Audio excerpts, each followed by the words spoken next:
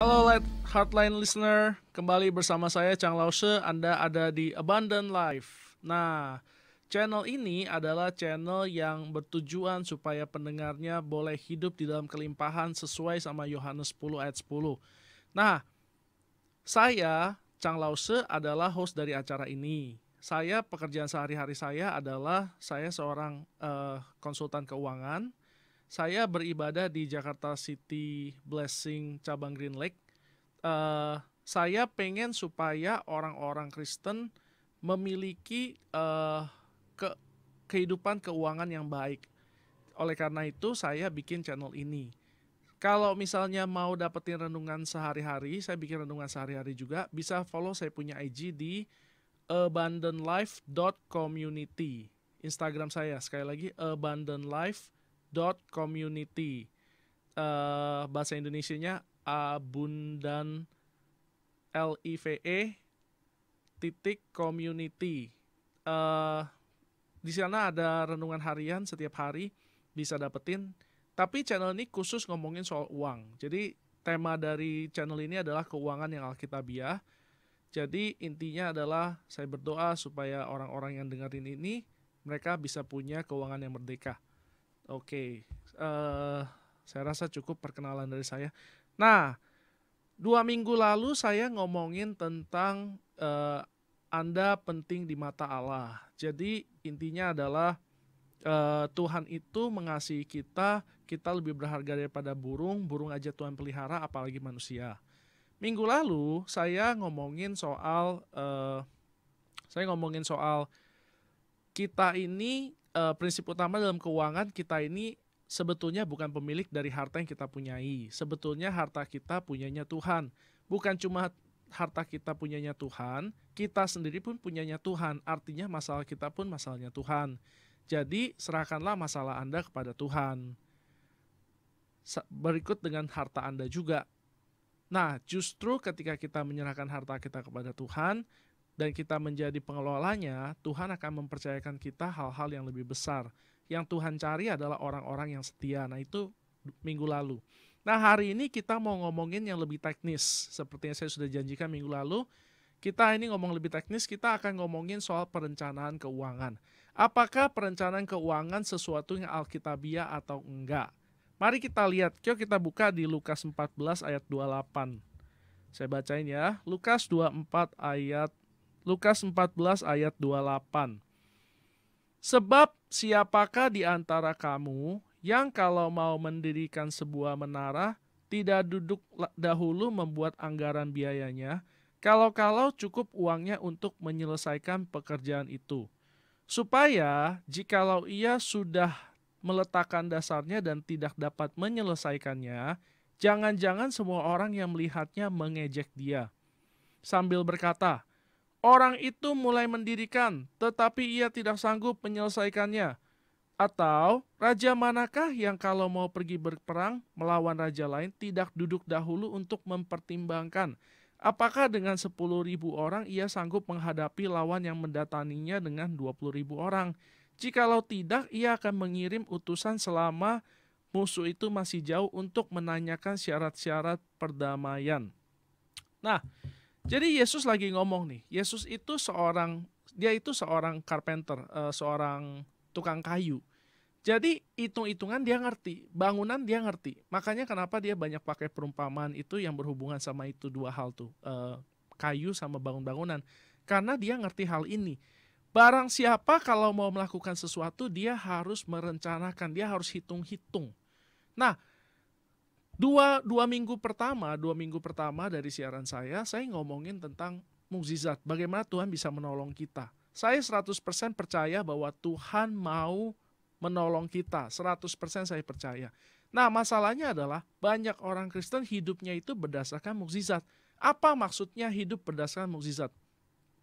Untuk suatu mukjizat terjadi, perlu ada masalah dulu. Untuk suatu mukjizat bisa terjadi, perlu ada masalah dulu. Maksudnya apa? Begini, kalau kita baca di dalam firman, orang-orang yang datang kepada Yesus itu mereka datang mau minta sesuatu itu karena ada suatu masalah. Boleh nggak kita terima mukjizat? Boleh, tapi jangan sering-sering. Kenapa? Artinya kita hidup dari masalah ke masalah. Tuhan tidak mau kita hidup dari masalah ke masalah. Tuhan mau hidup kita itu hidup yang diberkati. Maksudnya apa? Jadi ada yang namanya berkat, ada yang namanya mukjizat. Mukjizat adalah sesuatu yang Tuhan lakukan demi buat anaknya nih. Jadi ini sebetulnya melawan hukum alam. Tetapi Tuhan karena mengasihi manusia, ya udah dia lawan aja. Tetapi ini bukan cara yang alami. Cara yang alami bagi anak-anak Tuhan itu adalah dengan berkat. Amsal 10 ayat 22 berkata bahwa berkat Tuhanlah yang menjadikan kaya, susah payah tidak akan menambahinya.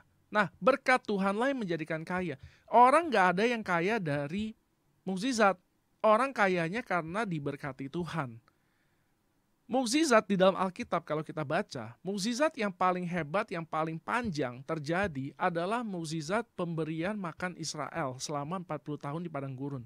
Selama 40 tahun di padang gurun, mereka tidak beternak, tidak bercocok tanam, tidak bekerja apa-apa. Mereka setiap hari cuma menyembah Tuhan. Nah, Tuhan memberikan mereka makanan, yaitu mana. Tapi perhatikan, mana itu tidak bisa disimpan. Kalau mana itu disimpan, dia akan berbau busuk. Dia akan berulat dan berbau busuk dan gak bisa lagi dimakan. Gak ada orang kaya karena mana. Gak ada. Jadi orang tidak bisa mendapatkan mukjizat lalu menjadi kaya karena itu. Gak bisa. Contoh, misalnya kita punya utang 100 juta. Mukjizat misalnya datang nih duit 105 juta. Mukjizat itu bukan datang duit 5 miliar, bukan. Mukjizat itu datangnya biasanya untuk mengurangi kita punya masalah, udah selesai. Tapi kalau masalah kita sudah terselesaikan, terus kita harus bagaimana? Kita harus hidup di dalam berkat. Nah, apa bedanya? Bedanya begini. Kalau misalnya orang punya masalah, dia dapat mukjizat, masalahnya beres, habis itu dia mesti mengupayakan supaya dia hidup di dalam berkat. Nah, masalah orang Kristen seringkali bukan dia tidak berhasil. Masalah orang Kristen seringkali bukan dia punya bisnis gagal atau dia punya pekerjaan jelek atau apapun. Tapi masalah orang Kristen pada umumnya adalah mereka tidak melakukan perencanaan keuangan. Perencanaan keuangan ini bidang saya, ini sangat penting sekali dalam hidup orang, terutama orang Kristen. Kenapa? Karena begini, kenapa Tuhan mau memberkati kita? Pertama, karena Tuhan sudah berjanji. Ulangan 8 ayat 18 bilang bahwa Tuhan itu akan memberikan kita kekuatan untuk memperoleh kekayaan. Karena dia sudah berjanji pada nenek moyang kita, yaitu Abraham. Jadi setiap orang Kristen sudah memiliki kemampuan untuk memperoleh kekayaan. Itu namanya berkat tuh. Itu berkat. Jadi alasan pertama karena Tuhan sudah berjanji. Kenapa Tuhan mau memberkati kita? Pertama, supaya kita pertama karena dia sudah berjanji.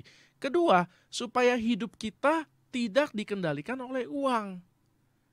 Tuhan mau supaya kita ini hidupnya itu penuh dengan penyembah akan dia, tidak khawatir tentang ini dan itu segala macam. Oleh karena itu dia mau kita berhasil.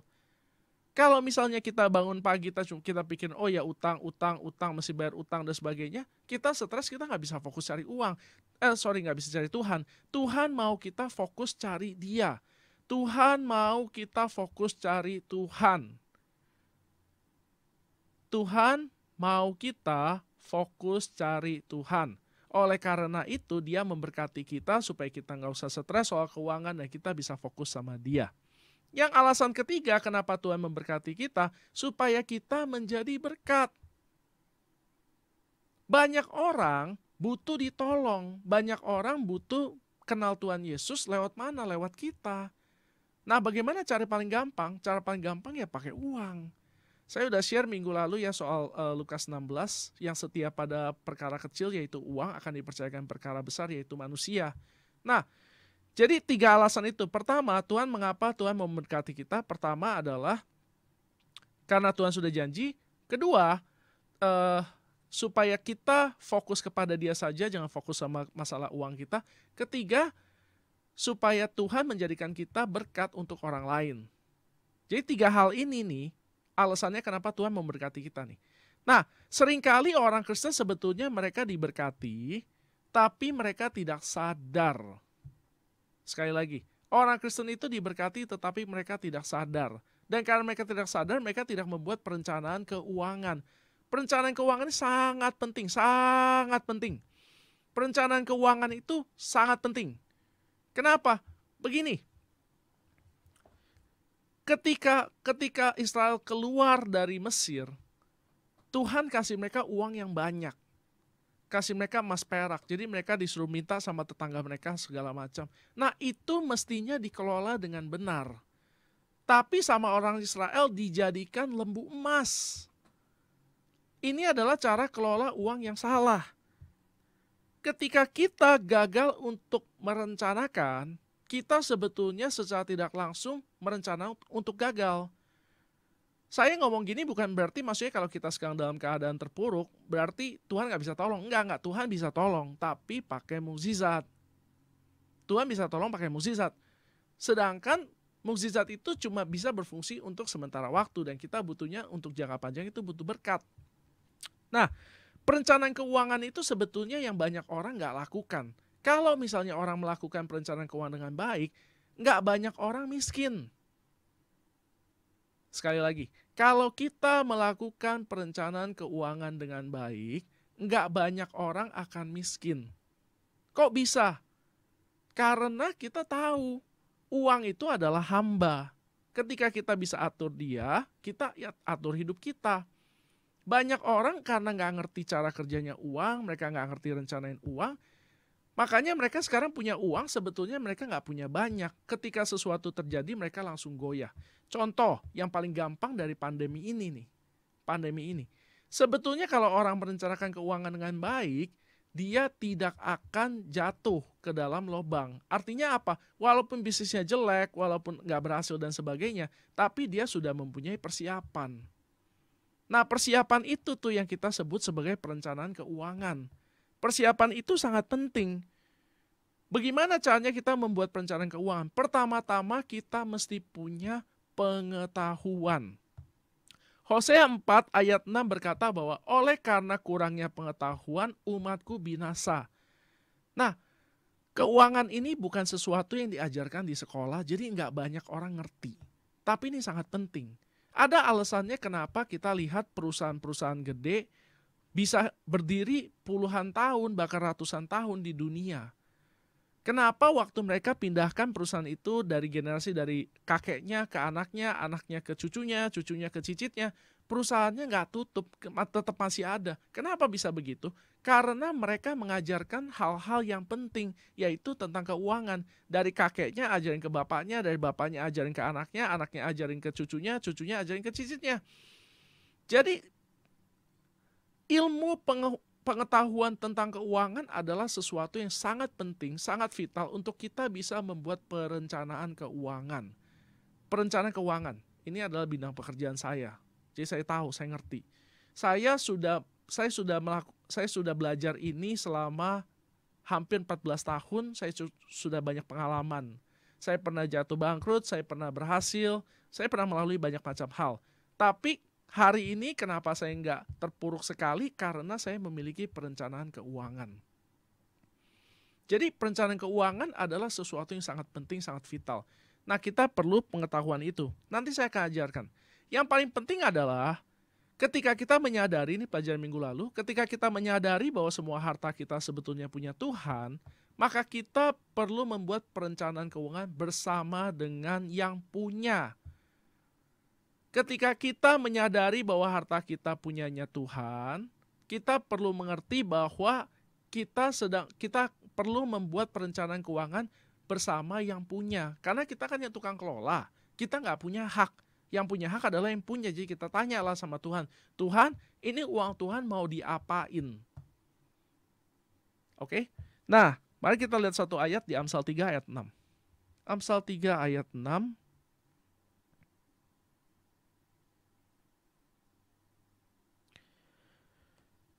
Akuilah dia dalam segala lakumu, maka ia akan meluruskan jalanmu. Nah, waktu kita membuat perencanaan keuangan, kita perlu mengakui Tuhan.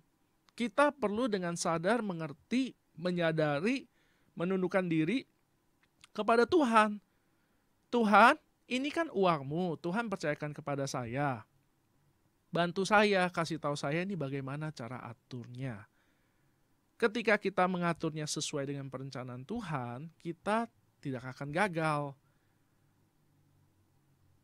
Ketika kita melakukan sesuai dengan kehendak Tuhan, Tuhan yang akan membela itu. Jadi kita nggak akan gagal. Ingat aja selalu, pokoknya posisi kita adalah sebagai seorang steward, seorang pengelola. Nah, ketika kita merencanakan keuangan ini, kita berdoa, lalu kita akan mendapatkan guidelines. Nah, guidelines itu kita perlu buat supaya kita mengerti. Banyak orang ini, mereka sebetulnya mereka bukan nggak punya uang ya. Mereka punya uang, mereka nggak ngerti ngaturnya. Ketika sesuatu terjadi, mereka langsung bangkrut. Ini adalah sesuatu yang sedih, sesuatu yang nggak seharusnya terjadi. Saya kasih contoh, contohnya bukan orang lain, contohnya saya punya orang dekat. Jadi saya punya orang dekat ini, dia itu pindah dari Medan pindah ke Jakarta. Nah, waktu di Medan itu sebetulnya bisnisnya cukup berhasil. Uangnya ada banyak, tapi mereka waktu itu tidak memiliki pengetahuan keuangan yang baik. Mereka nggak mengerti bagaimana harus kelola uang ini. Akhirnya, begitu mereka pindah ke Jakarta, mereka menjual semua aset. Di Jakarta ini mereka tidak melakukan apapun dengan uang itu. Mereka tetap bekerja seperti biasa, mereka berusaha, mereka pakai duit buat modal, tetapi mereka tidak membeli aset, tidak melakukan investasi, tidak melakukan apapun. Akhirnya apa yang terjadi? Uang itu dimakan inflasi. Uang dimakan inflasi, akhirnya menunggu begitu lama, tidak ada kemajuan, uang yang ada masuk cukup buat makan, lebih sedikit. Tapi dari yang seharusnya keluarga ini kaya, jadi tidak kaya, gara-gara itu, sampai akhirnya mereka baru berhasil membeli rumah setelah 15 tahun merantau di Jakarta. Padahal waktu di Medan itu mereka cukup berhasil, mereka punya rumah 2. Ini menyedihkan, tapi ini adalah kenyataan. Nah, banyak orang kayak begini. Sebetulnya ini semua nggak usah terjadi. Ketika orang mempunyai perencanaan keuangan yang sangat baik, mereka aman, mereka tanda kutip bebas dari bangkrut. Kalaupun misalnya terjadi masalah, mereka nggak sampai masalah parah sekali. Nah, akhirnya setelah 2005 mereka beli rumah, tapi kondisi keuangan mereka tidak pernah kembali lagi seperti dulu. Tidak pernah. Sampai akhirnya orang-orang ini pensiun di umurnya ke hampir 70, mereka nggak pernah lagi kayak dulu. Dan sekarang orangnya bergantung dari anaknya untuk hidup. Banyak orang karena mereka nggak punya perencanaan keuangan yang baik, akhirnya setelah mereka tua, mereka bergantung kepada anak-anak mereka untuk hidup. Ini bukan cara yang benar. Maksud saya ini bukan cara yang alkitabiah. Firman nggak ngajarin kita begitu. Firman ngajarin kita ketika kita tua pun kita akan gemuk dan subur. Kita tetap akan berhasil, tetap diberkati, tetap luar biasa. Nah, artinya apa? Artinya orang itu perlu belajar supaya dia punya pengetahuan dan dia bisa praktek. Apa yang dia ngerti itu dia bisa pakai. Supaya apa? Supaya dia nggak terpuruk dalam hidupnya. Supaya orang kalau udah tua, mereka nggak usah berharap dari anaknya, nggak usah berharap dari siapa-siapa. Mereka baik-baik aja. Bahkan mereka masih tetap bisa menjadi berkat buat orang lain. Ini semua bisa dilakukan. Asal kita mengerti perencanaan keuangan. Jadi sekali lagi saya mau kasih tahu bahwa perencanaan keuangan adalah sesuatu yang sangat penting. Ini menolong kita supaya kita nggak bangkrut. Oke? Kita break dulu. Sebelum break saya mau kasih tahu kalau ada pertanyaan boleh hubungin WhatsApp 0855 885 1006 atau bisa komen di YouTube di Heartline Network. Sekali lagi WhatsApp 0855 885 1006 atau bisa komen di YouTube di Heartline Network. Oke, kita break dulu. Shalom. Oke, ada pertanyaan masuk. Tentang memberi perpuluhan, bagaimana seharusnya sikap hati kita? Apakah bisa dikatakan kita mengembalikan itu kepada Tuhan? Oke, jadi saya sudah jelaskan di minggu lalu bahwa Tuhan itu pemilik dari semua harta kita. Semua milik kita ini punyanya Tuhan nih. Kita sendiri pun punyanya Tuhan. Jadi waktu kita memberikan perpuluhan itu, kita ini sebetulnya bukan mengembalikan milik Tuhan. Kita ini sebetulnya sedang ngomong sama Tuhan, Tuhan sebetulnya aku ini milikmu, hartaku milikmu, ini 10% cuman buat tanda aja.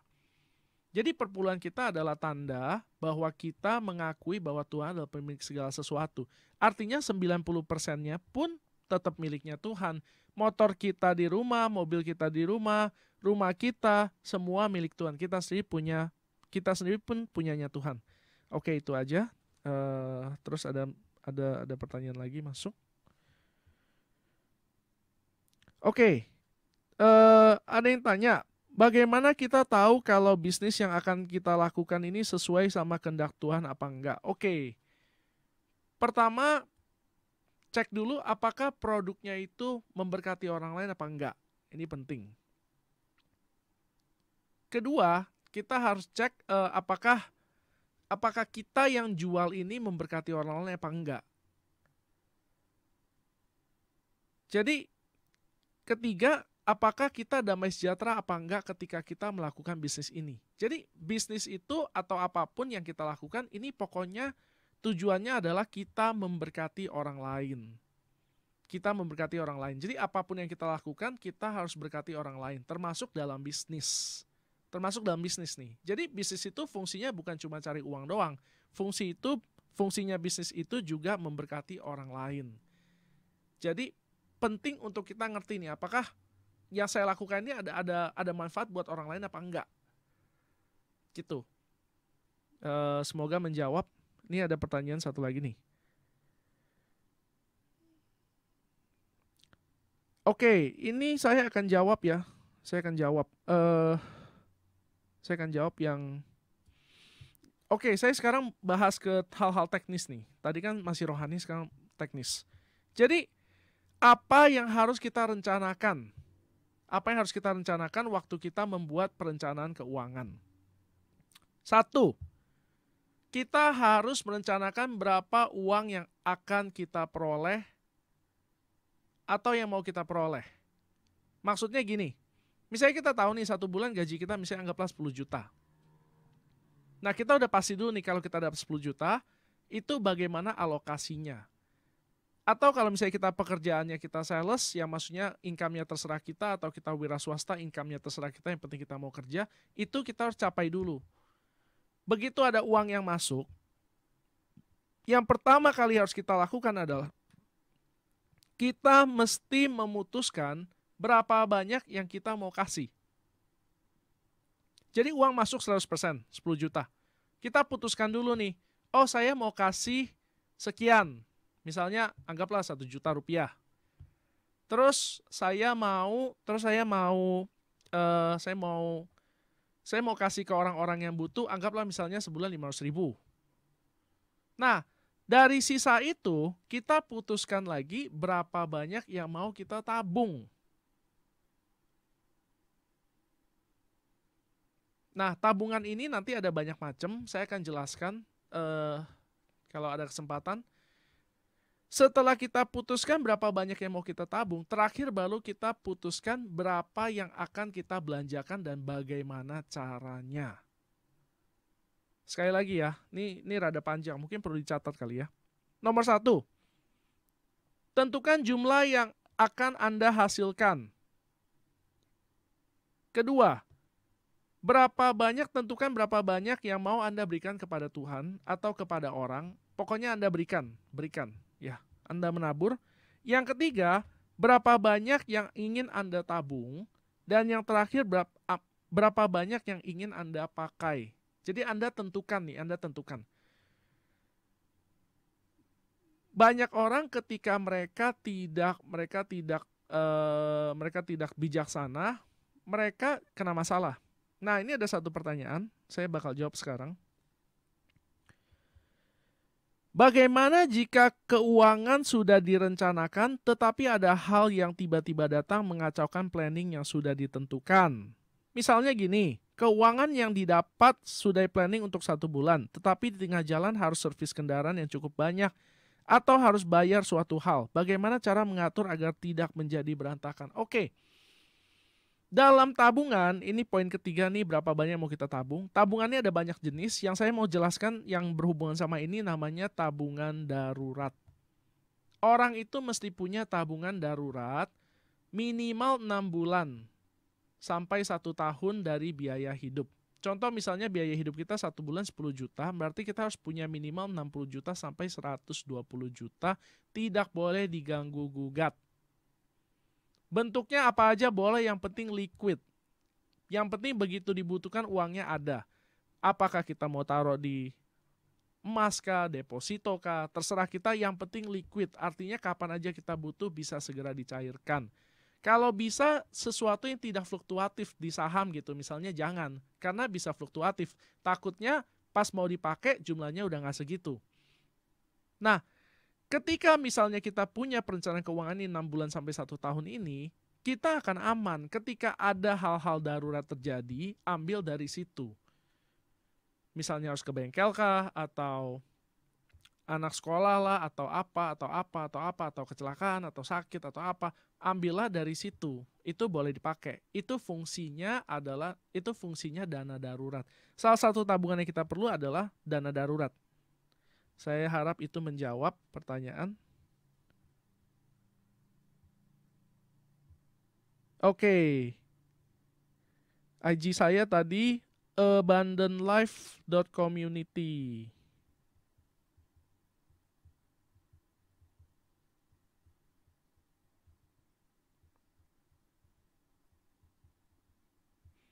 Nah, jadi gini nih. Saya bahas satu-satu nih karena ada waktu. Berapa jumlah yang ingin Anda hasilkan atau akan hasilkan? Kita kan pertama udah tahu nih, kalau kita gajian sebulan, misalnya kita gaji sekian. Terus menurut kita kurang, kita mau tambah nih. Tambahnya berapa? Tambahnya misalnya tanggal 2 juta, 3 juta, tambahlah. Jadi sekarang kita punya 13 juta. Nah, kita udah rencanakan nih. Jadi saya mau rencanakan saya 1 bulan ini dapatkan 13 juta. Saya sudah punya 10 juta, saya mau cari tambahan 3 juta. Bagaimana caranya? Nah, itu harus dipikirkan tuh. Bagaimana caranya? Kalau misalnya 3 juta, berarti 1 hari 100 ribu. Apa yang bisa menghasilkan 1 hari 100 ribu? Itu akan saya kerjakan. Prinsipnya kayak begitu. Nah, begitu kita tahu, oke, saya sekarang punya 13 juta. Saya sudah punya 13 juta. Saya mau kasih berapa duit? Saya mau kasih perpuluhan 1,3 juta, tambah persembahan, jadi 1,5 misalnya. Oke, 1,5. Terus misalnya ada orang tiba-tiba minta bantu segala macam. Oke, saya plotting 2 juta lah, 2 juta. Sisa 11 juta. 11 juta kita tentukan nih mau nabung berapa. Umumnya orang menabung minimal 10%. Saya nggak sarankan. Sekali lagi saya nggak sarankan. Kita minimal perlu menabung setelah kita punya. Jadi pertama kali begitu kita punya uang masuk, yang pertama kali perlu kita tabung adalah kita punya dana darurat itu tuh, yang 6 bulan sampai setahun itu. Jadi kita sisihkanlah paling nggak minimal 20% ke sana. Sampai penuh, begitu penuh, baru kita lakukan investasi jangka panjang. Entahkah itu beli rumah kah, entahkah itu main saham lah, atau apa segala macam. Tapi yang paling penting dana darurat itu. Sangat penting. Nah, kalau misalnya kita melakukan ini dengan disiplin, sebetulnya waktu pandemi ini banyak orang nggak pusing. Sekali lagi, kalau kita melakukan ini dengan benar, sebetulnya waktu pandemi kemarin nggak banyak orang pusing. Kenapa? Mereka bisa pakai tabungan mereka. Misalnya nggak ada income nih, 3 bulan. Nggak ada masalah karena mereka sudah punya cadungan minimal 6 bulan sampai setahun. Setelah 6 bulan 1 tahun, pasti udah akan ada sesuatu yang mereka bisa lakukan untuk memperoleh uang lagi. Jadi nggak usah khawatir. Fungsinya dana darurat adalah supaya waktu darurat dipakai. Namanya makanya dana darurat. Nah, Ketika orang punya dana darurat ini, terus datang krisis dan sebagainya macamnya, mereka pakailah uang ini. Ini fungsinya nih. Jadi kita putuskan nih. Saya putuskan dari 11 juta ini, saya mau sisihkan 3 juta untuk menabung. Oke, saya sisihkan 3 juta. Sisanya adalah 8 juta. Nah, dari 8 juta itu adalah pengeluaran saya. Tapi saya pilih bagaimana cara penggunaannya. Nah, saya nggak merokok, saya nggak pernah merokok. Alasannya kenapa saya nggak merokok? Karena saya nggak punya uang sebanyak itu untuk dibakar. Tapi banyak orang mereka punya kelebihan uang, makanya mereka bisa beli rokok buat mereka bakar. Saya nggak anti orang merokok. Saya nggak menghakimi orang merokok. Saya cuma bilang bahwa saya nggak punya uang sebanyak itu untuk dibakar. Jadi dari perspektif seorang perencana keuangan, menurut saya adalah salah kalau kita merokok. Kenapa? Pertama, membuang uang. Kedua, kita membahayakan kesehatan kita yang nantinya akan kena biaya lagi. Jadi dari perspektif seorang perencana keuangan seperti saya, ini tidak bijak sama sekali. Oleh karena itu saya tidak merokok dan saya tidak menganjurkan siapapun untuk merokok. Tapi saya tidak menentang orang secara pribadi. Kalau Anda tetap mau merokok, itu urusan Anda. Saya nggak ada masalah sama itu. Cuma saya kasih tahu, kalau dari seorang perencana keuangan, ini perspektifnya. Nah, jadi dalam penggunaan uang yang tersisa itu, kita harus bijaksana. Pilihlah hal-hal yang memang penting untuk dibeli. Setelah itu baru pilihlah hal-hal yang Anda inginkan. Nah, saya kasih tahu. Ini berkaitan sama tujuan kenapa Tuhan mau memberkati kita yang kedua. Yang kedua itu Tuhan mau supaya kita ini tidak sibuk dengan kebutuhan kita dan kita bisa fokus mengasihi Allah, bisa fokus menyembah Allah, bisa fokus melayani Allah. Nah, kenapa di dunia ini begitu banyak barang mewah? Dunia ini bekerja melawan orang Kristen. Mereka menciptakan begitu banyak hal-hal yang harus dibeli supaya orang fokusnya cari uang terus. Tuhan gak mau kita fokusnya cari uang terus. Tuhan mau fokus kita cari Dia. Bukan berarti kita gak boleh kaya. Justru kita perlu kaya. Supaya apa? Supaya kita gak usah khawatir sama penghidupan kita. Kita bisa fokus sama Tuhan. Tetapi kekayaan kita jangan dipakai buat membeli hal-hal yang tidak terlalu berguna. Jadi begitu banyak hobi-hobi yang mahal. Saya nggak bilang hobi salah, saya nggak bilang begitu. Tapi kalau misalnya kita fokus kita cari uang supaya kita bisa membiayai hobi kita yang mahal itu, menurut saya ini tidak bijaksana. Kenapa? Tuhan ingin supaya kita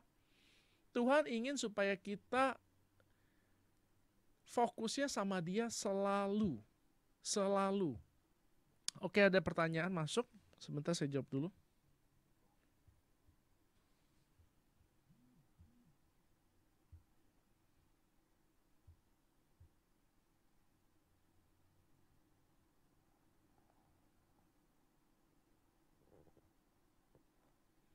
Oke, ini pertanyaannya bagus nih. Bagaimana mengatur komposisi yang pas antara benih untuk ditabur dan buah untuk dipakai secara alkitabiah?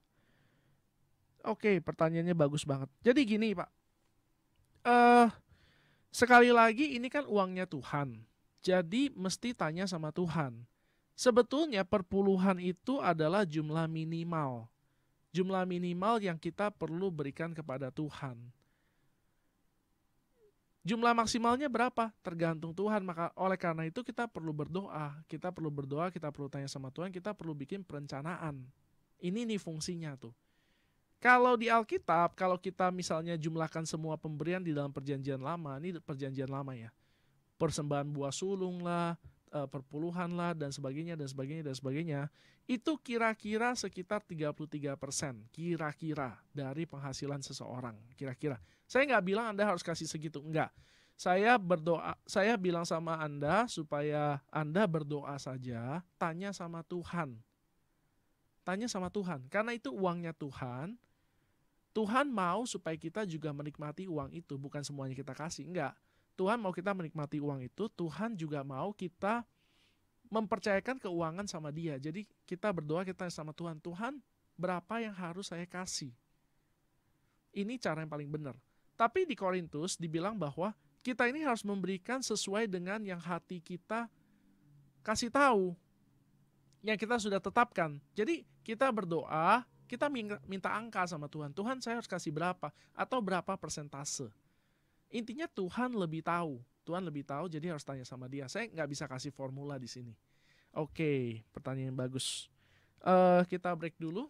Kalau ada yang pertanyaan, silakan lewat YouTube, Heartline Network, atau WhatsApp 0855-885-1006.